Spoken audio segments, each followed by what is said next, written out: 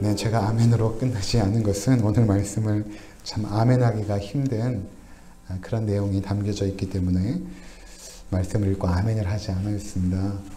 참 어려운 내용이고 참 난감한 내용이고 과연 이 본문을 어떻게 제가 설교할까 많은 고민을 했습니다. 그래서 또 제가 참고하는 또 국내의 또 탁월한 설교자들을 어떻게 설교했을까를 찾아보았더니 설교를 안 했더라고요.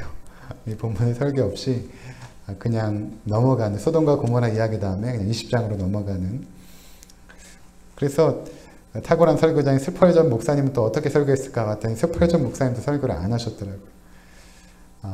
어떻게 이 설교를 해야 될까? 이 본문을 참 난감하거든요. 근데 우리가 성경이라는 것은 하나님의 말씀 아닙니까? 우리가 강의 설교를 계속 해가고 있는데 하다가 이 부분을 생략하게 되면 그것은 강해자의 바른 자세가 아니다 생각이 되어져서 오늘 이 본문을 다루도록 하겠습니다. 전통적으로 설교를 많이 안 했던 본문입니다. 부끄러운 내용들이고 또 성도들과 함께 나누기가 참 껄끄러운 그런 내용이기 때문에 사실은 많은 설교자들이 이 설교를 하지 않고 넘어가는데 우리는 이 설교를 다루도록 하겠습니다. 혹시 여러분 좀 어려운 내용이 나오더라도 한번 잘 따라오시면 과연 이것이 무엇을 우리 가운데 말씀하고 있는지를 우리가 깨닫게 될 것입니다. 먼저 오늘 본문에 들어가기 위해서 우리가 알아야 될 몇 가지 전제적인 성경에 대한 지식이 있습니다. 그것은 무엇인가 하면 성경책이 무엇인가에 대한 부분을 우리가 먼저 알 필요가 있죠. 그것을 알지 못하면 오늘 본문이 굉장히 난감합니다. 저는 신학교 때 이 본문을 읽으면서 도대체 이 본문이 우리 가운데 말하는 것이 무엇일까를 이해하지 못했거든요. 성경이라는 것은 하나님의 말씀이죠. 근데 하나님께서 우리 가운데 말씀하시고자 하는 가장 중심된 내용은 예수 그리스도입니다. 예수가 우리의 그리스도다. 우리의 구원자시다. 라는 것입니다. 그 중심 주제를 가지고 구약에서부터 신약에까지 구약은 오실 예수 그리스도, 신약은 오신 예수 그리스도에 대하여 증거하고 있는 내용이 바로 성경이고 하나님은 바로 그것을 중심 내용으로 삼아서 창조와 타락과 구속의 은혜 그리고 마지막에 있을 새하늘과 새 땅 이러한 구속사적인 역사 가운데서 성경을 말씀하십니다. 그래서 성경에서 우리 가운데 정말로 가르쳐주고자 하는 것은 어떤 인간적인 교훈이 아닙니다.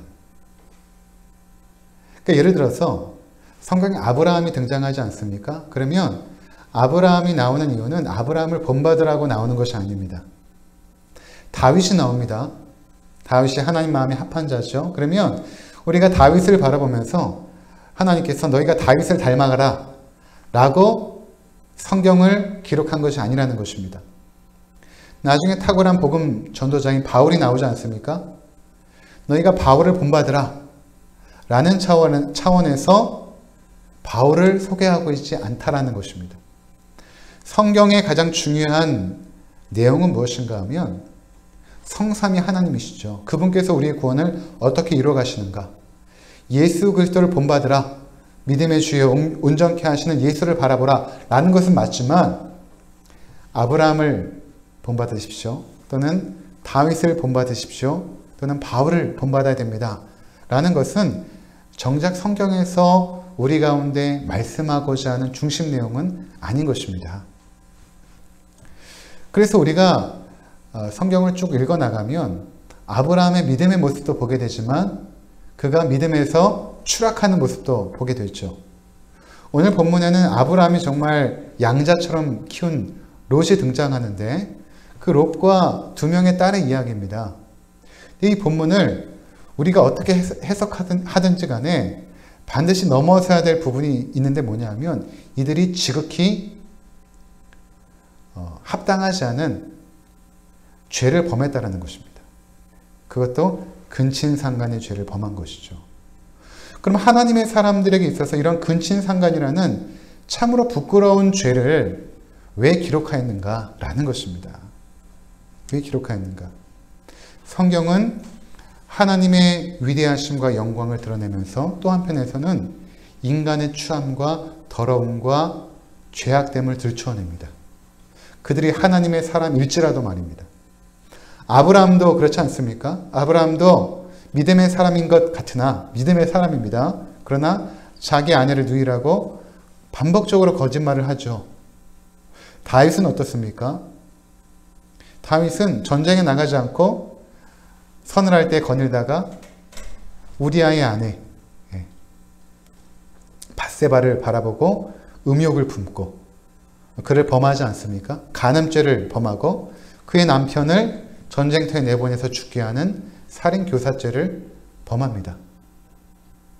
바울은 그러면 그 탁월한 복음 전도자인 바울은 어떻습니까? 그가 예수 그리스도를 만나기 전에는 예수 믿는 자들을 붙잡아서 고문하고 죽이는 일을 하지 않았습니까? 나중에 보면 바울이 굉장히 단호합니다. 나중에 이제 복음을 전하러 가다가 이 베드로와 결별하는 일이 생기거든요. 누가와 결별하는 일도 생기고 여러 가지 그 신학적인 논쟁 속에서 바울은 굉장히 단호한 사람이었습니다. 그래서 유순하지 못했어요. 아주 단호하게 칼같이 잘라내는. 베드로가 이방인들이 먹는 음식들을 그러니까 식사 때에 그 정결법에 따라서 이방인들이 먹는 음식을 먹지 말아야 되는데 이제 바울이 생각할 때는 복음 안에서 모든 것들을 우리가 먹을 수 있다라고 생각한 것입니다. 그래서 베드로도 이제는 이방인들이 먹는 음식도 먹을 수가 있는 것이거든요. 그런데 그가 가지고 있는 그 신학적인 사고의 틀을 깨지 못하고 그것을 계속해서 거부했을 때 바울이 그것을 책망하지 않습니까? 우리가 이런 부분에 있어서 자유한데 너는 왜 계속해서 사람들의 눈치를 살피고 있느냐? 아주 바울을 굉장히 심하게 책망하지 않습니까? 그리고 누가와 함께 복음을 증거하러 갈 때도 마가를 데리고 가는 문제에 있어서 또 둘이 갈라서게 되는 그러한 어떤 그 바울의 단호함, 그것이 때로는 좋을 때도 있지만 전혀 어떠한 그 사람의 마음을 배려하지 못하고 너무나 칼처럼 잘라내는 그러한 연약한 모습도 또 보게 되죠. 그러니까 이와 같이 성경에 나와 있는 위대한 인물들을 우리가 본받는 것이 아니라 때로는 그들의 연약함 속에서 그 연약함을 통하여 나타나고 있는 하나님의 위대하신 구원의 역사를 들춰내는 것이 바로 성경이 우리 가운데 보여주고자 하시는 중요한 그런 관점이라는 것입니다. 그래서 오늘 본문을 우리가 대할 때도 우리는 인간의 가장 밑바닥의 죄악을 발견하게 됩니다. 그러면 하나님의 사람들이 어떻게 이렇게까지 더럽게 추악하게 타락할 수 있는가에 대한 부분들을 성경에 기록하게 함으로 우리 가운데 경각심을 심어주는 것입니다. 어떠한 경각심을 심어주는가에 대한 부분들이 오늘 본문이 우리 가운데 말씀하고자 하는 핵심적인 내용인 것입니다. 자, 그러면 오늘 한번 살펴보도록 하겠습니다. 이제 롯이 소돔과 고모라 땅에 재앙이 임할 때에 그 땅을 탈출합니다. 탈출해야 되는데 아내가 주저하죠. 왜 주저합니까? 미련이 남은 것입니다. 소돔과 고모라 땅에 미련이 남은 것이죠. 거기서 어느 정도의 그 삶의 안정과 기반을 확보해 놨거든요.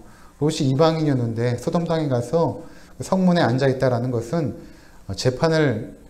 그가 재판관이었는지 모르겠지만 어느 정도 그 사회 속에서 인정받는 위치에 있었음을 보여주는데 그 롯의 아내가 얼마만큼 많이 그 속에서 삶을 누렸겠습니까?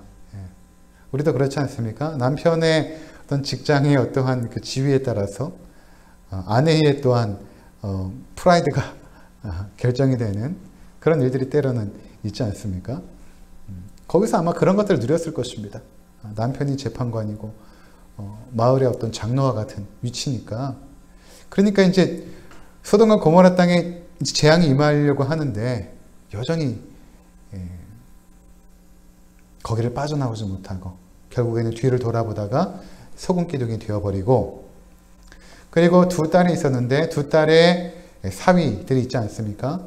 이제 그들이 정혼하고 이제 그 유대 사회는 정혼과 결혼이 나눠져 있습니다. 정혼을 한 이후에 1년 정도 있다가 이제 결혼식을 하게 되는데, 이미 사유가 될 정혼한 그 두 사람의 남자가 있었는데, 그들은 이 소돔과 고모라 땅이 멸망이 임한다라고 했을 때 그것을 농담으로 여기죠.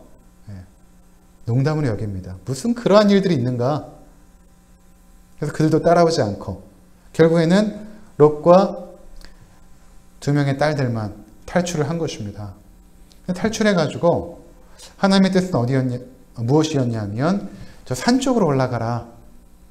그 산 쪽은 어디냐면 지금 이 소돔과 고모라는 이 수심이 굉장히 낮은 지역이거든요. 그러니까 고도가 낮은 지역입니다. 소돔과 고모라는 이 사해 근방.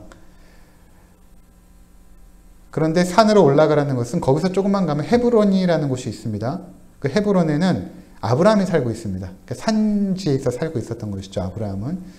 그 아브라함이 있는 그쪽으로 가라. 산악 지역으로 가서 거기서 아브라함과 함께 살아라. 라는 뜻이었던 것입니다. 근데 롯의 자존심이 허락하지 않습니다. 이미 전에 아브라함과 헤어진 적이 있죠. 그곳으로 가기를 싫어합니다. 그리고 나서 롯이 선택한 땅이 어디입니까? 그 옆에 소알성이 있는데 소알성에 가서 좀 살게 해주십시오라고 부탁을 하죠. 근데 소돔과 고모라 땅이 멸망을 당할 때는 소돔과 고모라 땅에 죄악이 만연했기 때문인데 그 소알 땅도 마찬가지로 그 죄악이 만연했습니다. 그런데 롯은 왜 소알 땅을 선택했냐 하면 그는 그런 도시 문명, 사람들과 함께 모여서 도시 문명 속에서 그 문명이 주는 이익과 혜택들을 누리며 사는 것에 이미 적응이 되고 익숙해져 있는 것입니다. 그러니까 그 산악 지역으로 가지 못하고 소알 땅에서 살게 해달라고, 도시에서 살게 해달라고 부탁을 하니까 결국에는 하나님께서 허락하시죠. 두 천사가 왔죠. 그 두 천사들이 하나님의 명령에 따라서 왔는데 그럼 소알 땅으로 들어가라. 대신에 우리가 소알 땅을 심판하지 않겠다. 그리고 소알 땅에 롯이 들어간 것입니다. 롯과 두 명의 딸이 들어간 것이죠. 소알 땅에. 과연 롯과 그 딸들은 그곳에서 잘 살았을까? 어떻게 생각하십니까? 잘 살았을까? 아내를 잃었죠. 또 딸들은 남편감들을 다 잃어버린 것입니다. 거기서 적응을 하지 못합니다. 왜 그랬을까? 아마도 소알 땅에서 소돔과 고모라와 같은 죄악상을 보게 된 것입니다. 이 소돔과 고모라는 지난 시간에 우리가 살펴본 것처럼 두 명의 천사가 왔을 때에 그 마을에 노소를 막론하고 불량배들이 와서 그들을 내놔라. 우리가 저들을 상관하여 하겠다. 집단으로 성폭행하겠다. 그것도 동성끼리 집단 성폭행을 하려고 하지 않았습니까? 소돔과 고모라 땅에서. 이 나이가 들은 어른들조차도 분별력이 없는 그런 타락한 도시 속에서 살다가 탈출한 롯이 소알 땅에 갔음에도 불구하고 그 땅에도 여전히 그러한 죄악의 난상들이 난무한 것입니다. 그러니까 롯이 결국엔 어떻게 결정하는가? 이곳에 살면 안 되겠다. 왜냐하면 이곳에도 결국에 하나님의 재앙과 심판이 임하겠다라고 그는 판단을 하게 됩니다. 그래서 그 소알 땅을 나오죠. 30절에 보니까 롯이 소알에 거주하기를 두려워한 것입니다. 무엇을 두려워했겠습니까? 내가 여기서 하나님의 사람으로 살아가기가 정말 두렵다. 결국 하나님의 재앙이 임하게 될 것이기 때문에. 이미 롯은 그 트라우마가 있습니다. 얼마만큼 그 무서운 재앙이 임했겠습니까? 이 소돔과 고모라는 좀 낮은 지형이라고 그랬죠. 그래서 거기에 이제 지진이 나고 갈라지고 그 안에 있었던 여러 가지 분출물들, 그것들이 나와서 불과 유황이 나왔다 이렇게 말하지 않습니까? 불과 유황이 나와서 이 소돔과 고모라 땅에 심판이 임하는 그 굉장히 두려운 것들을 체험하고 나서 그에게 트라우마가 생긴 것이죠. 내가 여기다가는 또다시 재앙을 맞을지도 모르겠다. 두려워한 것입니다. 뿐만 아니라 거기서 많은 사람들이 그 타락한 모습을 보면서 두려워한 것이죠.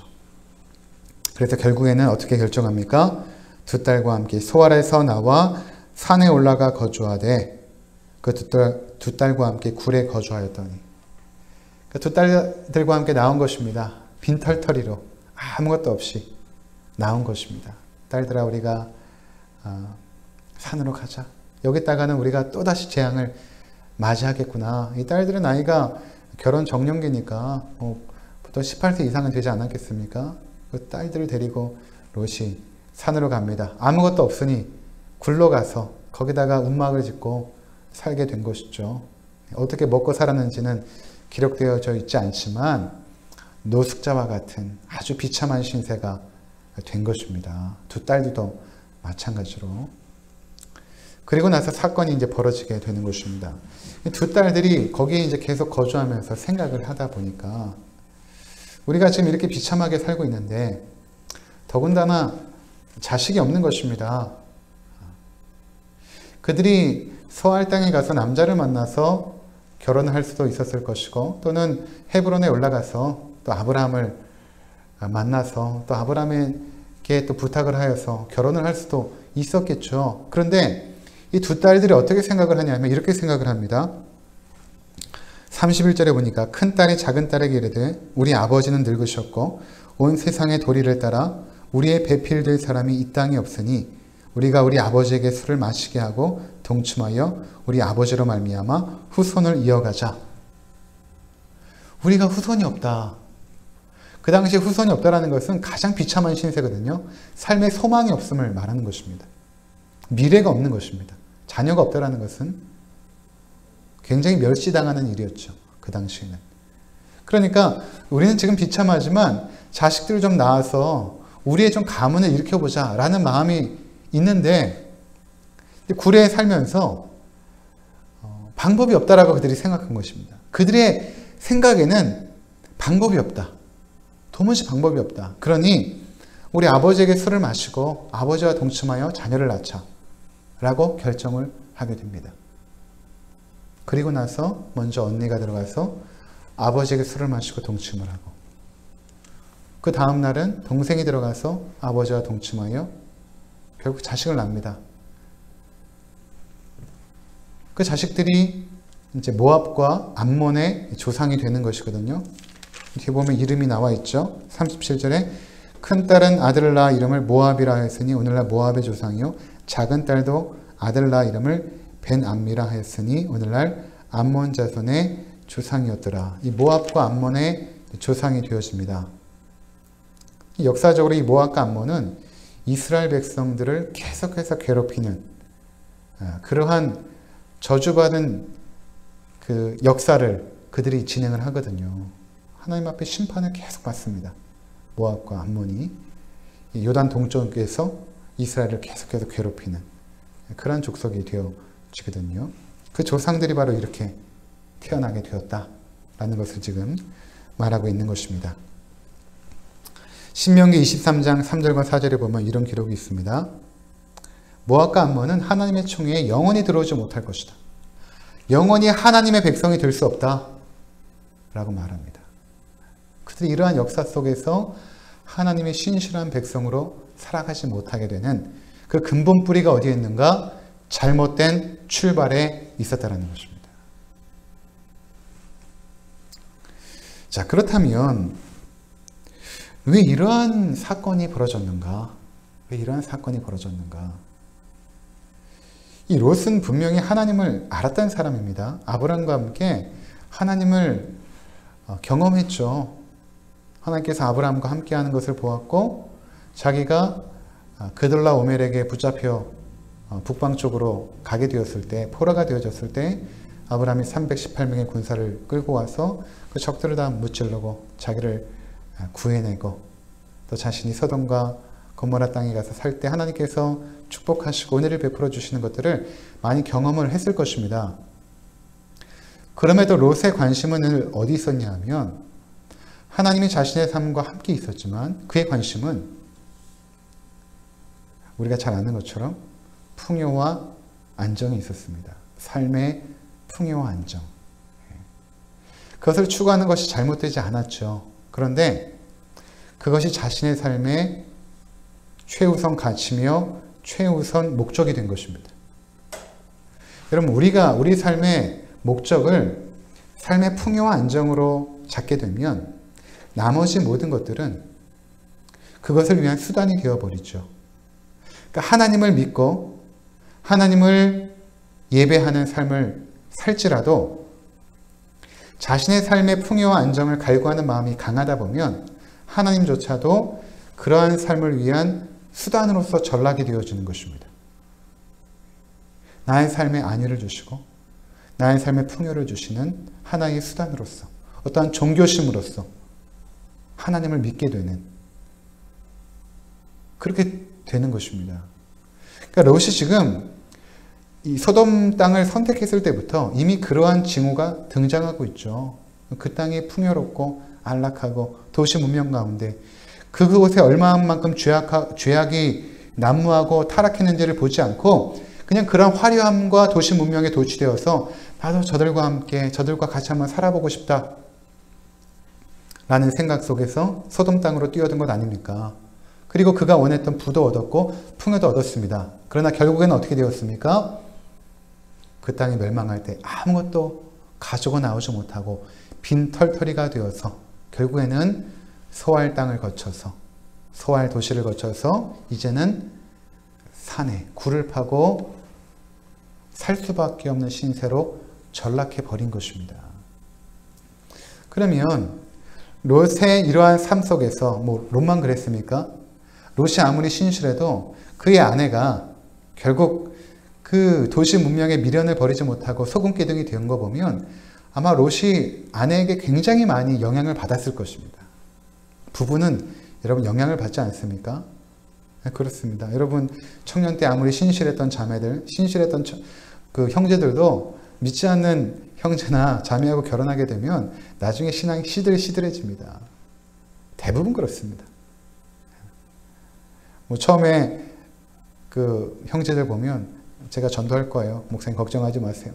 지금 믿지 않지만 제가 전도해서 다 전도할 겁니다. 우리 장인어른 장모님까지도 전도할 겁니다. 자매들도 그래요. 목사님 걱정하지 마세요. 제가 저 가정의 선교사로 들어갑니다. 이렇게 당당하게 들어갔다가 1, 2년 지나면은 신앙이 시들시들해져서 남편 따라서 아내 따라서 주일이면 들로산으로 놀러 가고 애기들 나면 또 애기들 데리고 놀러 다니고 주일 성수부터 안 하고 하나님 곁을 점점 떠나게 되고 나중에 아들, 딸 다 장가 보내고 나서 이제 홀로 남겨졌을 때 내가 그동안 신앙 잃어버렸구나. 다시 주님 앞에 나와야겠다 해서 나오시는 분들이 상당히 많습니다. 그렇게 생각하죠. 우리들은. 그렇게 영향을 받는 것이 부부 사이입니다. 그래서 하나님께서 이스라엘 민족들이 가나안 땅에 들어가기 전에 그들에게 말씀하신 중요한 내용 중에 한 가지가 뭐냐면 너희가 가나안 땅의 여인들과 결혼하지 말라. 가나안 땅에 있는 여인들과 결혼하지 말라. 말씀하셨던 것입니다. 왜냐하면 영향을 받기 때문에 그런 것입니다. 그러니까 롯이 그의 아내로부터 이제 지대한 영향을 받게 되었고 이미 그의 마음 가운데 하나님이 가장 우선순위, 하나님께 영광 돌리고 그분의 말씀에 순종하는 것이 삶의 가장 우선순위와 가치가 된 것이 아니라 이제는 자기의 삶의 풍요와 안정과 그 모든 이 땅에서의 누리는 쾌락들, 그 안위들, 그것들이 자기의 삶의 목적이 되어져서 그렇게 즐기면서 살아가게 되었던 것입니다.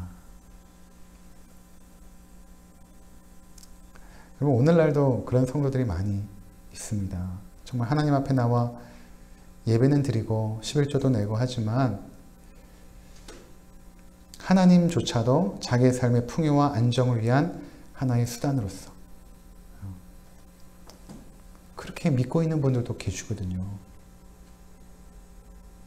그러니까 자기가 가장 사랑하는 것이 자기의 신이 되어지는 것이죠. 근데 그들은 물질을 가장 사랑하는 것입니다. 이 땅에 풍요롭게 살고 안정적으로 사는 그 삶을 가장 사랑하는 것이죠. 그러다 보니까 결국에는 하나님조차도 그것을 보장해주는 하나의 우상으로 전락시켜버리는 롯이 바로 그러한 삶을 살게 되었던 것입니다. 그러면 그것에 대한 영향을 누가 받는가? 자녀들이 받습니다. 이것이 오늘 본문의 주제인 것입니다. 부모가 하나님 중심으로 살지 못하면 가장 직접적으로 영향을 받는 사람은 누구인가? 자녀들입니다. 여러분, 이제 5월이 가정의 달인데 이 말씀 속에서 좀 여러분들이 경각심을 가져야 됩니다. 경각심을 가져야 됩니다. 자녀들은 거의 부모의 거울입니다. 그들이 추구하는 것, 그들이 말하는 것, 그들이 어떤 순간 결정하는 것을 보면 결국엔 누구의 영향을 받았는가? 엄마, 아빠의 영향을 받은 것입니다. 자녀들을 탓할 수가 없어요. 내 탓인 것입니다. 내 잘못인 것입니다.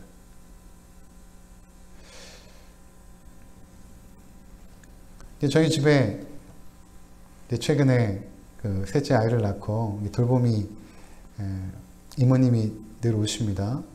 때로는 저희 아내와 이제 이런저런 얘기를 나누기도 하고, 또 제가 집에 있을 때는 또 이모님과 또 이런저런 이야기를 합니다.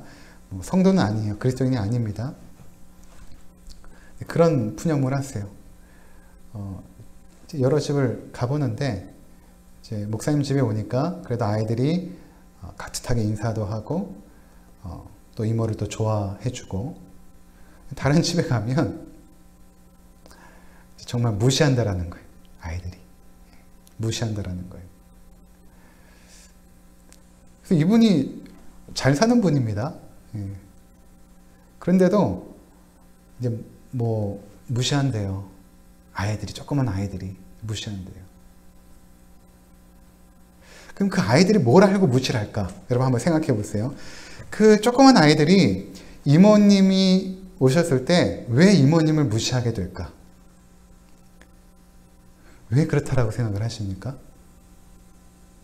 뭐를 보고 무시할까? 그 이모님의 무엇을 보고 아이들이 무시했을까?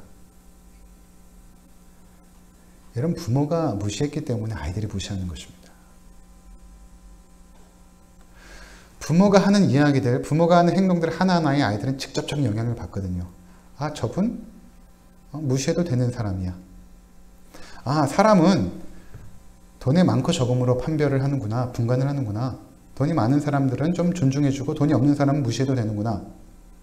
아, 저 사람은 차가 좀 좋은 차인데 좋은 차를 탄 사람들은 좀 존중을 받고 그렇지 못한 차를 탄 사람들은 좀 무시해도 되는구나. 좀 좋은 가방을 메고 옷도 아주 명품으로 입은 사람은 조금 대우를 해주고 그렇지 못한 사람은 함부로 대해도 되는구나. 이러한 눈에 보이는 것으로 어떤 가치 판단을 하는 그 모든 것들은, 아이들의 그 모든 것들은 어디서부터 비롯되냐 하면 부모로부터 비롯된 것입니다. 부모의 가치관이 아이들에게 그대로 전수가 됩니다. 여러분들이 알지 못하는 사이에 이미 그대로 전수가 됩니다. 여러분이 주일날 하나님 앞에 예배도 드리고 헌금도 드리고 기도도 하지만 여러분의 가치 속에서 여전히 세상에 사람들이 추구하는 것들, 그 세상의 안락함과 풍요와 좀 더 높은 자리에 올라가려고 하는 것, 이러한 모든 세상의 가치들을 여러분들이 가지고 있는 이상 우리의 자녀들은 거기서 벗어날 길이 없습니다. 아무리 주일날 목사가 이야기해도 가정에서 영향을 받는 거하고는 전혀 딴 차원입니다. 제가 설교를 해봐야 30분 이상 합니까? 아이들은 살면서 배우죠. 아이들은 듣고 배우지 않습니다. 아이들은 삶으로 보여진 것들을 배우는 것입니다. 어머니, 아버지들이 아무리 성경을 가르쳐도 저도 배우지 않습니다. 삶으로 살아낸 것만 그들은 배웁니다. 아, 엄마, 아빠가 이렇게, 이런 가치 판단의 순간에 이런 것들을 우선으로 생각하고 이렇게 결정하였어. 를 생각하여서 그들이 살아가게 됩니다. 제가 뉴질랜드에 있으면서 그 청소년 사역을 했거든요. 주말에 그 체육관을 하나 빌려가지고 아시안 틴스 클럽이라고 만들어가지고 아시안들이 뉴질랜드에서 특별히 한국 아이들이 그 당시에 굉장히 그 외국 유학 붐이 불어가지고, 조기 유학 붐이 불어가지고 굉장히 많이 왔거든요. 2000년대 초반에. 근데 이제 항상 위축되어 있는 것입니다. 주눅 들고. 그래서 너희들 와서 그냥 놀아라.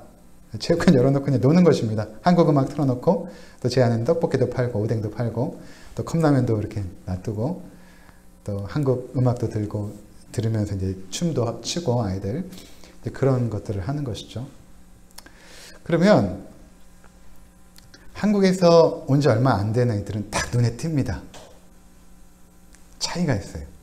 뉴질랜드에서 오래 살았던 아이들하고 한국에서 온 지 얼마 되지 않은 아이들은 딱 티가 나요. 애들이 영악합니다. 여러분 아십니까? 한국 아이들이 영악합니다. 딱 판단해요. 영악합니다. 이곳에서 누가 제일 우두머리일까? 딱 판단하고. 너무 부모들이 그냥 왕으로 대접하여 키워서 버릇이 없어요 또. 막무가내고 통제에 따르지도 않고.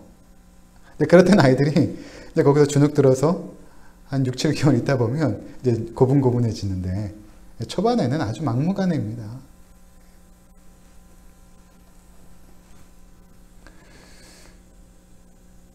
여러분 지금 롯의 두 딸들이 이렇게 근친상간이라는 방법을 선택한 그 원천에는 신앙의 교육에 실패가 있는 것입니다. 신앙교육의 실패. 그럼 신앙교육에 왜 실패했을까? 롯이 그리고 그의 아내가 하나님 중심의 삶을 살지 못했던 것입니다.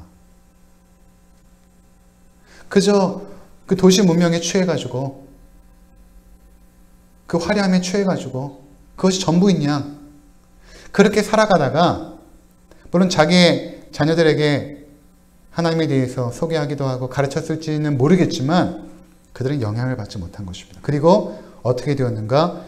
소돔과 고모라의 삶의 방식과 그 모습이 그대로 그들 가운데 주입이 되어진 것입니다. 무비판적으로 흡수가 되어진 것이죠. 그냥 소돔과 고모라 사람이에요. 이 롯의 두 딸은 소돔과 고모라의 사람입니다. 차이가 없습니다. 소돔과 고모라의 나이 든 사람이나 어린 사람이나 상관없이 이 집단 성폭행하려고 롯의 집에 왔다고 하지 않았습니까? 나이 많은 사람들도 분별력이 없다는 것은 온 그 도시 전체가 무엇이 의로운지 무엇이 잘못되는지 모른다는 것입니다. 지금 롯의 두 딸들이 그런 것입니다. 분별력이 완전히 사라졌죠. 여러분 이 부분을 우리가 하나의 더 예를 통하여서 살펴보기를 원하는데 이스라엘 민족이 가나안 땅에 들어갑니다. 들어가서 하나님 말씀 따라서 우상 숭배하지 않고 하나님의 율법을 생명의 도리로 삼아서 살아야 되는데 그렇지 않고 결국 어떻게 합니까? 이방인들과 결혼하게 되죠. 그리고 그들의 신을 섬기지 말라고 했는데 그들의 신을 섬깁니다. 왜 그들의 신을 섬겼는가? 전에도 한번 말씀을 드렸다시피 광야에 있었던 이스라엘 백성이 가나안 땅에 들어갔을 때 그 문명사회에 충격을 받은 것입니다. 그들은 그 정착하여서 가나안 사람들의 농경 문화를 이뤘는데 가축과 이 농경 문화 그 화려함에 그들이 완전히 충격을 받은 것입니다. 광야에서는 입은 옷도 똑같고 신은 신발도 똑같고 다른 것이 없는데 가나안 땅에 들어가니까 벌써 차별이 있는 것입니다. 문명이 그렇지 않습니까? 차별이 있는 것입니다.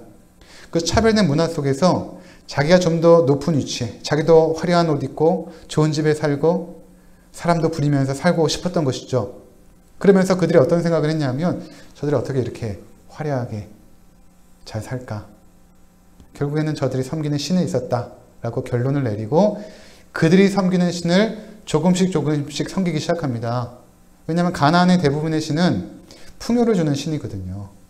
농작물을 풍성하게 수확물을 내게 하는 풍요의 신입니다. 바알과 아세라, 아스타롯 다 풍요의 신이거든요.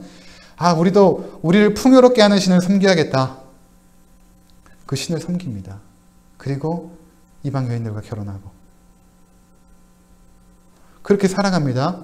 그렇게 그 입다 이야기를 제가 했죠. 입다는 하나님의 사람이었음에도 불구하고 이러한 자기의 딸을 번제로 드리는 아주 이해할 수 없는 행동을 하게 되었고 이 일로 말미암아 결국은 이스라엘 민족들이 해마다 이것을 추모하여서 모여서 하는 그런 절기들이 생기게 됩니다. 왜 이러한 일들이 생기는가? 그 원인이 입다 이야기의 그 배경을 설명하는 구절이 있는데 그것이 10장 9절입니다. 10장 6절입니다. 사사기 10장 6절 제가 읽어드리겠습니다. 이스라엘 자손이 다시 여호와의 목전에 악을 행하여 바알들과 아스타롯과 아람의 신들과 시돈의 신들과 모압의 신들과 암몬 자손의 신들과 블레셋 사람들의 신들을 섬기고 여호와를 버리고 그를 섬기지 아니하므로 여호와께서 이스라엘에게 진노하사 블레셋 사람들의 손과 암몬 자손의 손에 그들을 파심해 이렇게 말하죠. 자, 이스라엘 백성들이 어땠습니까? 가나안 땅에서 그 주변에 있는 모든 우상들을 다 섬긴 것입니다. 그리고 여호와를 버렸다. 여호와를 버렸다라는 것은 하나님의 표현입니다. 그들은 여호와를 버리지 않았습니다. 여호와를 버릴 이유가 없죠. 무슨 말인가 하면 여호와도 섬기고 바알도 섬기고 아스다라도 섬기고 그 주변의 모든 신들, 자기에게 유익을 주고 자기의 삶을 풍요롭게 해주고 자기의 삶에 무언가 안정을 줄 수 있다는 것은 다 섬긴 것입니다. 여러분 오늘날도 그렇지 않습니까? 하나님도 섬기면서 재물을 섬길 수 있습니까? 섬길 수 있습니다. 그런데 그것은 우상 숭배입니다. 결국 재물을 섬기는 것입니다. 결국 재물을 섬기는 것. 하나님이 우리 삶의 가장 중요한 가치와 우선순위로 여러분들이 있지 않으면 나는 지금 잘못된 것을 섬기고 있는 것입니다. 그리고 그것에 대한 영향은 결국에는 우리 자녀들이 받게 되는 것입니다. 전혀 하나님 중심의 삶이 아니죠. 무엇이 옳고 그른지를 분간하지 못합니다. 삶의 중요한 결정의 순간에 하나님을 위하여 어떠한 선택을 해야 되는지 알지 못합니다. 왜 그렇습니까? 부모가 잘못 결정했기 때문에 그런 것입니다. 여러분들이 여러분의 중심을 하나님 중심으로 살지 못하면 우리의 자녀들에게 소망이 없습니다. 그것을 교회의 책임으로 돌리지 마십시오. 교회에서 일주일에 한 번 30분, 40분 성경을 가르친다고 그들이 하나님 중심의 삶을 살 것이라고 기대하지 마십시오. 불가능합니다. 부모들이 하나님 중심으로 살지 않는데 어떻게 아이들이 하나님 중심으로 삽니까? 롯의 이 두 딸의 이 비극적인 선택, 이 추잡하고 난잡한 이 선택, 결국에는 롯과 그의 아내로부터 비롯된 것입니다. 그리고 그 가문이 대대로 모압과 암몬이 되어서 하나님의 백성을 계속해서 역사적으로 괴롭히는 이러한 일들이 진행이 되었다라는 것입니다. 여러분 오늘 우리가 참 어려운 본문을 가지고 제가 말씀을 드리게 되었습니다.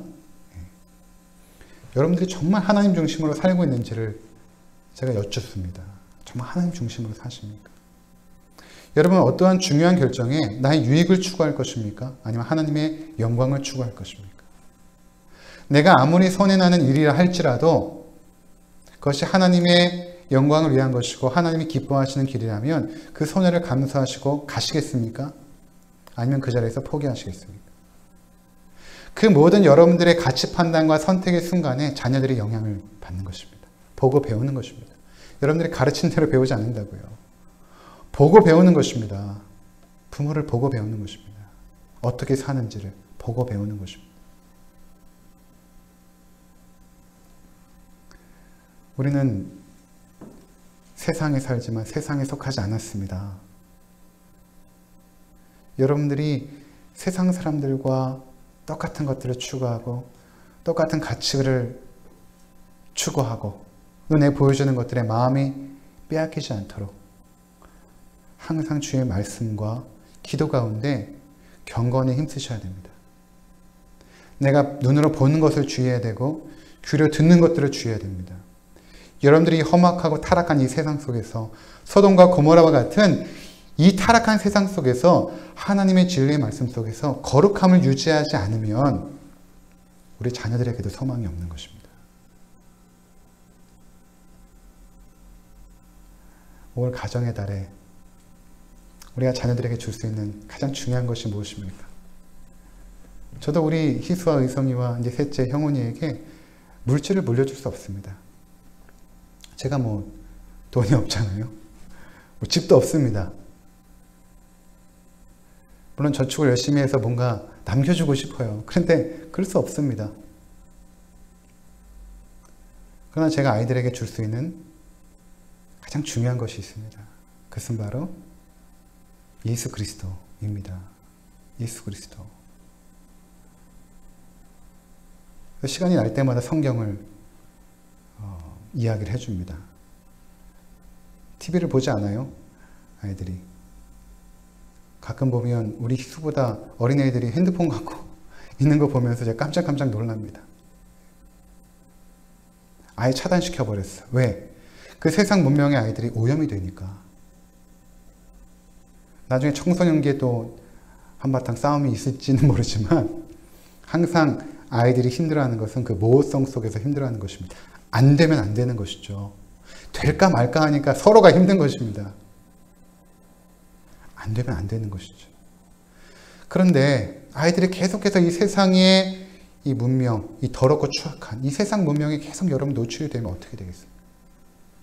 여러분부터 핸드폰을 내려놓으시고 여러분부터 TV를 좀 끄시고 하나님 말씀을 좀 들고 읽으십시오. 아이들에게 핸드폰 하지 말라고 하지 마시고 여러분들부터 주의 말씀과 기도 가운데 거하십시오. 그럼 아이들이 보고 배웁니다. 그 일부터 시작하는 것입니다. 이 롯의 가족의 이 비극, 이 비참함 우리는 되풀이하지 말아야 될 것입니다. 그래서 성경이 기록한 것이죠. 비록 어렵고 힘든 이야기지만 이 이야기를 통하여 소돔과 고모라 같은 이 세상 속에 사는 너희들아 그렇게 살지 마라. 너희는 거룩한 하나님의 백성으로 살라. 이 시간도 말씀하시는 것입니다. 부디 그렇게 살아가시기를 주의 이름으로 부탁을 드립니다. 기도하겠습니다.